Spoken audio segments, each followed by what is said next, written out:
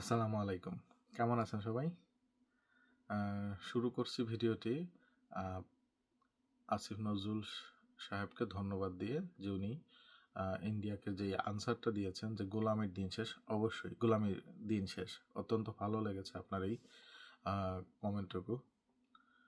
আর বিশ্বকাপ নেক্সট মান্থে মুস্তাফিজকে যে ইস্যুতে বাদ দেওয়া হয়েছে যে ও ওখানে সেফ না নিরাপত্তাজনিত কারণে, ঠিক আছে, আমাদের একটা প্লেয়ার যদি সেফ না হয় নেক্সট মান্থে ওয়ার্ল্ড কাপে তো পুরো টিমই সেফ হবে না।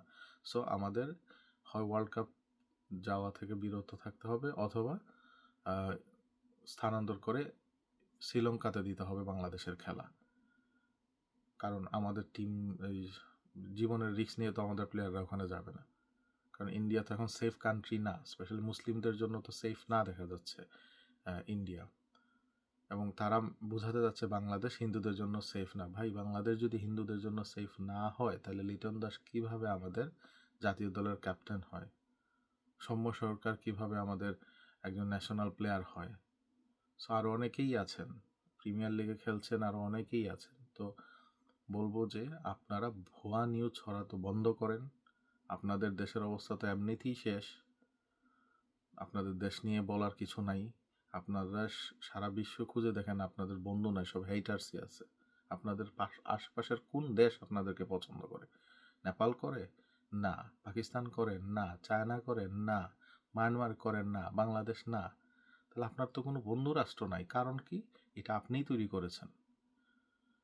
এই বন্ধুত্বগুলো নষ্ট আপনিই করেছেন। আপনি দাদাগিরি করতে চান। আরে ভাই, আপনার ভাত কাপড়ই নেই নিজের, আপনি অন্যের দাদাগিরি কি করবেন? আপনাদের নিজেরই তো ভাত কাপড় নাই, আপনি আরেকজনের কি দাদাগিরি করবেন আমি বুঝতে পারি না। বাংলাদেশের মানুষ তো ভাত কাপড় ছাড়া থাকতেছে না, তাই না? আপনাদের মতো তো দুরবস্থা নাই। সো সবচেয়ে দুঃখ লাগে যে আপনাদের এই সার্বিক অবস্থা দেখে। আজকে 2026, এখানে মানুষ সুশিক্ষিত হয়।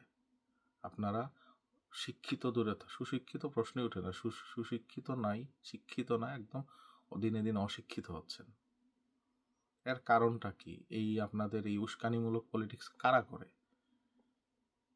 এইগুলা কারা করতেছে? আপনারা নিজেরা দেখেন। আপনাদের পলিটিক্যাল লিডার বা প্রধানমন্ত্রী এদের শিক্ষার অভাবের কারণেই নাকি এটাই আপনাদের রাজনীতি? সো বেশি কিছু বলার নাই। ইন্ডিয়া আমার দেশ না, তবে তাদের কোনো দাদাগিরি আমরা কখনোই মেনে নিব না। আর সাইজে বড় হইলেই যে মানচিত্রে সাইজে বড় হইলেই যে সে বিশেষ প্রভাবশালী হবে, এটা ভুল। সিঙ্গাপুর অনেক ছোট একটা সিটি, সিঙ্গাপুর যথেষ্ট ডেভেলপ। তো সাইজ দিয়ে কিছু বুঝাইতে আসেন না, সাইজ দিয়ে কিছু হয় না, সাইজ কোনো ম্যাটার না।